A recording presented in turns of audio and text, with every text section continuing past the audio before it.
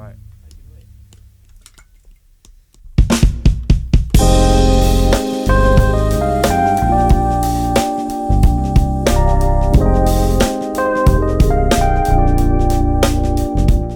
So you're in tune to the very, very first of all Bangers No Mash interviews on the Red Bus in the Snake Pit at Aaja. And for the very first one, we've got a very special guest here, my man Creature Grooves, right here. Thank you for having me. Yeah, thank you for having me. Pleasure to have you, man. Pleasure to have you. So tell us a little bit about what you've been up to recently.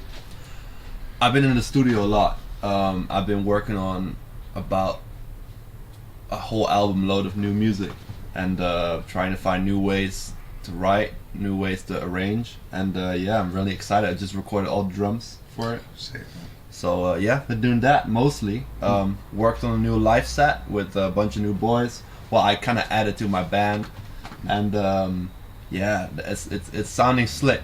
Yeah. It's sounding slick. Yeah. Yeah, so those who don't know, Creature Grooves has a band, incredible band who do like a mixture of like what I would call sort of jazz fusion with elements of hip hop and God knows what actually, because you've got a few more productive elements knocking around in there than just that.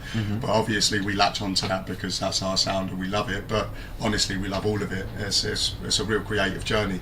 So obviously for this new album, you were saying that you were in the studio recording drums. Yeah. So like whereabouts did you record it?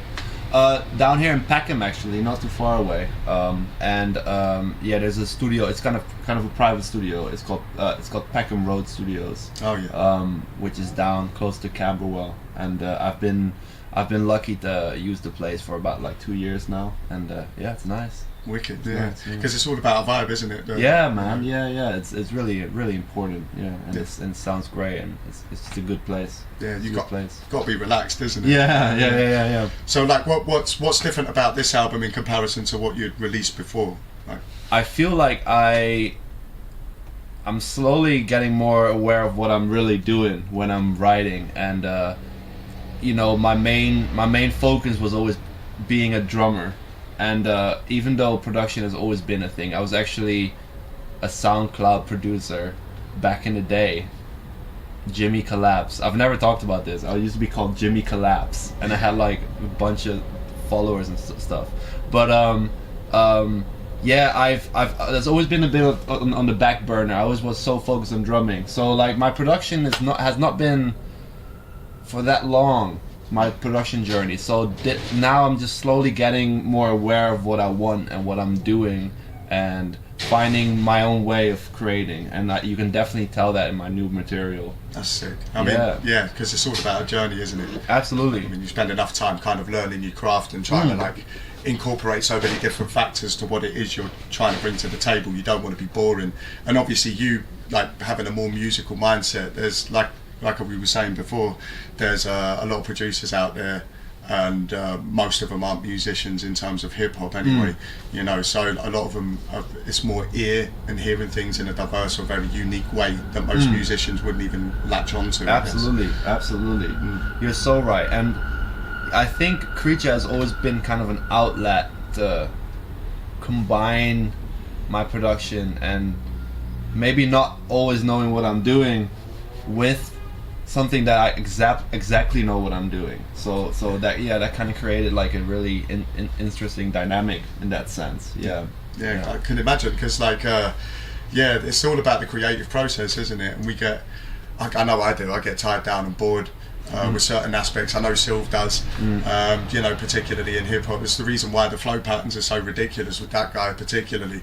But yeah, it's the process has got to be just as interesting for you as it is for the listener to actually get hold of, I guess. Yeah, absolutely. So what you were telling me recently that he's on his way to America. Whereabouts are you starting?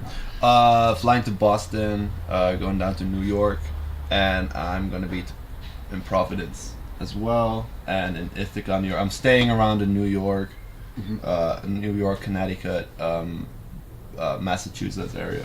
Yeah. Oh, wicked. So what's the aim then? What are you planning on doing when you get there? It's gonna be a bit more of like a networking thing. I don't have the work visa properly, so I'm there to like the beats are coming in. I'm there to like play some jazz jams, and like it's a really great place to like network. And there's a bunch of like producers and stuff that I've met, and gonna be seeing them. So yeah, That's it's excellent. great.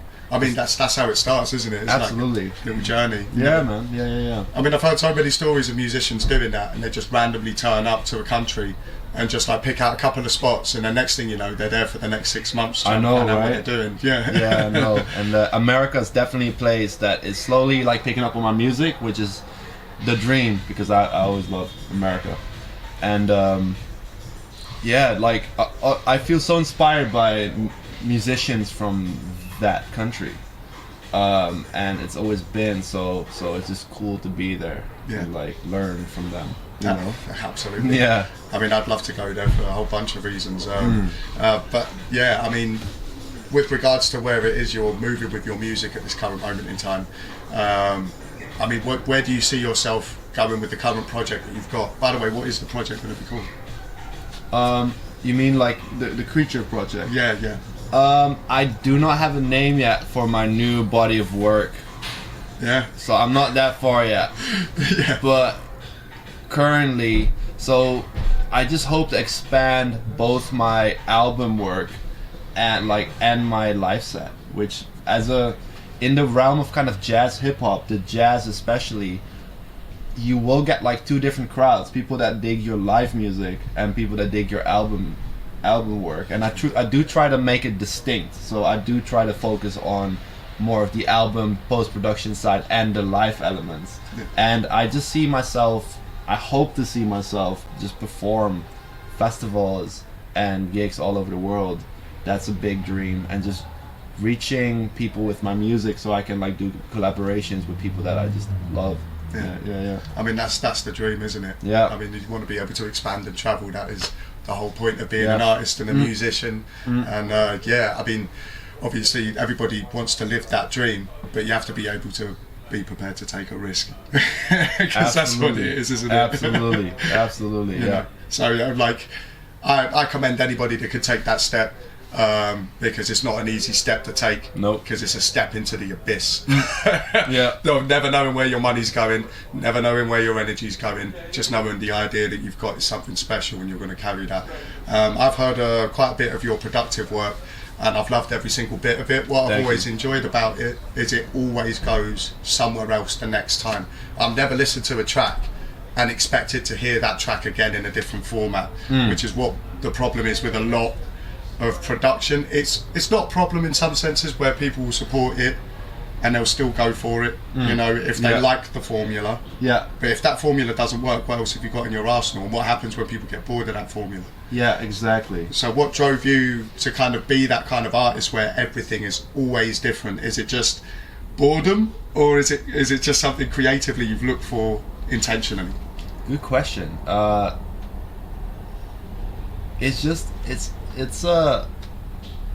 feel like it's I feel like it's just I'm making this music as kind of an outlet where I don't really think too much, and perhaps that's just how my brain is wired at the moment, or at that feeling. I'm just like, yeah, this sounds sick. I'm just always like go from like, oh, this sounds sick, and I'm trying to kind of stay true to myself, like, this might be really fucking weird right now, but I'm just gonna roll with it because this is what I think sounds sick. Yeah. And I do try to create a little bit of like a balance, and that's like one thing that I'm trying to like create a little bit, like a balance between things. And that's why for this project I recorded my drums all with the same mic setup in the same place, so at least you can kind of like get like a character that kind of comes back. But yeah, I'm just kind of like following my intuition in the moment, and sometimes you just get crazy stuff. Yeah. Fucking brilliant. and when I make loops out of things, I do get a little bit bored, I guess, where I'm like, something has to happen. Yeah. How about changing the tempo, or like doing a crazy metric modulation? Because again, I'm a drummer and I like to play crazy stuff, and when I do studio sessions as a session musician, people always tell me to play less, which is cool and that works, but like maybe this is an outlet where I can just get my craziest ideas out. It's funny actually, because I feel kind of similar. I mean, my years of like doing session drumming and stuff like this, even the things that I thought were going to be incredibly complicated, to be able to nail to a click and just like sit the groove in, because they always want it in a click, and I don't mind that. Yeah. But you know, it kind of takes away the natural feel from some of what you do. It does. Yeah. And if it's something that is like funk based or stuff like that, that you want that feel in, you know, every time. But I felt the same way, because less is more in a recording. It always is, particularly with drums and the way that you can produce them. If somebody wants a fat sound, they're not going to want too many ghost notes in it. Oh, absolutely, you know, so yeah. And like I learned a lot from my from studio work. I became a better drummer, focusing on the bare foundations of things. But still, there's just something in me that's like, I want to be crazy. I want to do something crazy, syncopated in my own stuff. I think that's where the whole creature concept was kind of born from. It's like, I need to find an outlet for myself to work on my crazier ideas. Yeah, man. And that's where I kind of came from. Yeah. That's wicked. Because what I was going to ask before it goes out of my head,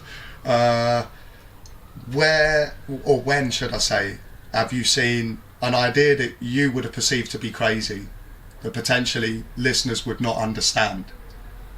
Have you ever seen those paths cross, like in terms of like, you know, somebody actually turned around and you thought it was going to be like too wacky for the normal listener to kind of get their head around, and then suddenly they just latch onto this one track, it just all sort of falls in?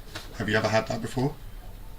I had people. There's a track on my last EP called All Now for Good, and it's called Deluge, which is like, I cranked it to the max. I just ran it through like a modular system, and it's really crunchy. And there's someone's mom of like a friend back home. Yeah.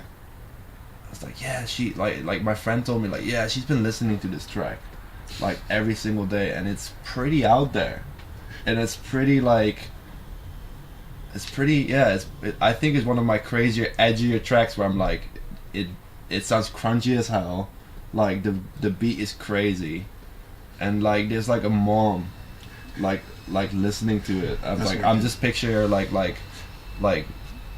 baking a pie or something, and just like fucking listening to that track. And like, yeah, I had a bunch of them. Yeah, I guess people like don't understand this first song called Switch because it switches. But yeah, people have been surprised. Yeah, that's excellent. What's the name of that album, by the way? All Now for Good. Let people know where you can find it as well. Spotify, Apple Music, Deezer, if I ever use Deezer.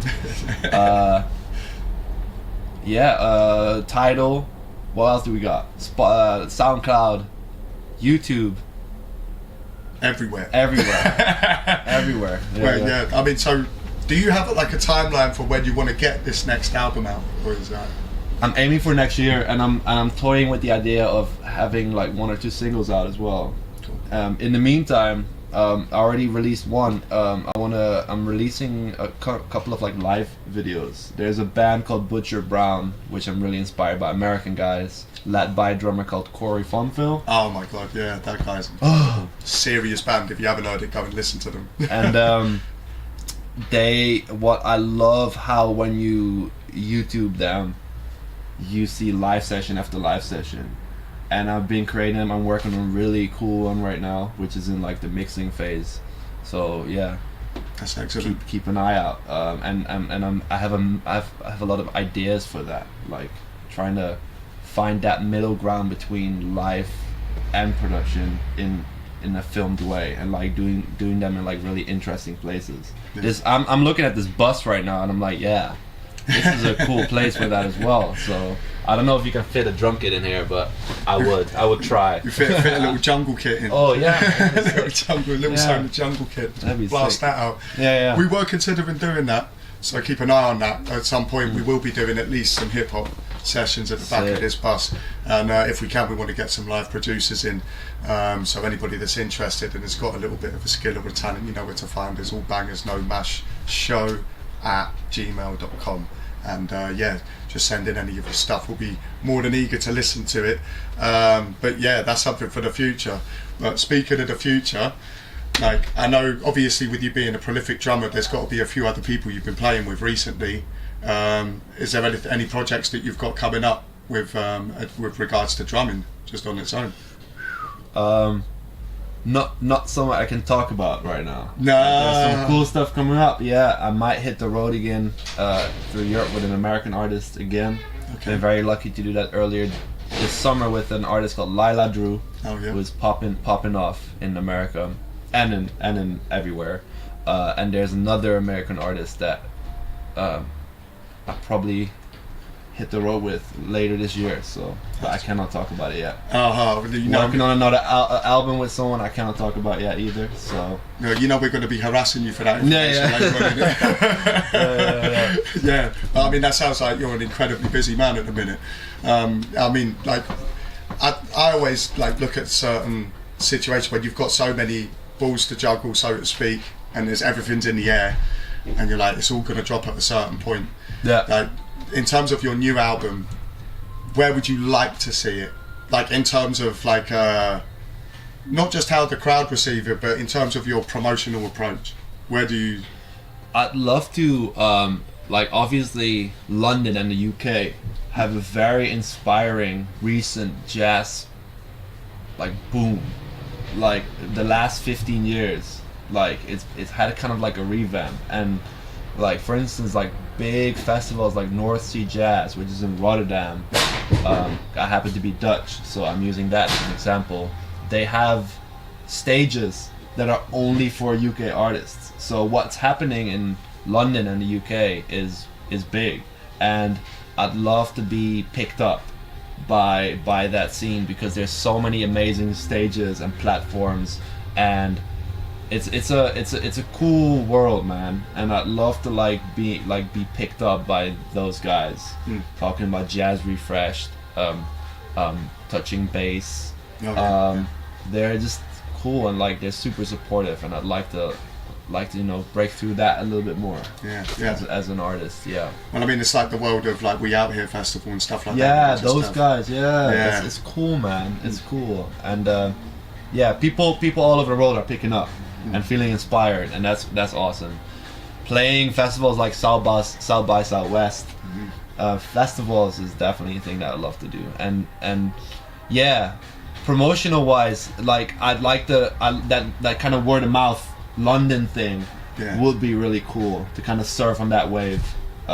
Is one thing I'd love to do, but yeah, I have all kinds of ideas that has to do with fashion, collaborating with like fashion brands, doing those videos, all these things. Yeah. Well, I'll tell you what, I'll be intrigued to like re-watch this video back in a couple of years' time. That's all I'm gonna say, because it sounds like you're right on the right path and you're doing all the right things. Fingers crossed. Fingers crossed. I'm working as hard as I can. That's it, man. Well, when's your next show? Have you got one coming up at all? Dude, I'm in America for 3 weeks, and on the 18th of October, 2 days after I'm back, which I'm gonna be pretty rusty for probably. I have a show at the Water Rats, supporting a good friend of mine, amazing drummer called Jan Simpson. Yeah, wicked. That's excellent. Water Rats, yeah. What's the area in London that's at? Hackney. Hackney, yeah. So you heard him. Get down to Water Rats in Hackney. Check him out. Creature Grooves, the man himself, absolute legend. Yep, brilliant drummer, brilliant musician, brilliant producer. Go and invest some of your time and listen to some of his goodness. I can't thank you enough for coming in. Thank you, man. I appreciate it. Absolutely. Thank you very much. Thank you. Take care of yourself. Yeah. See you soon.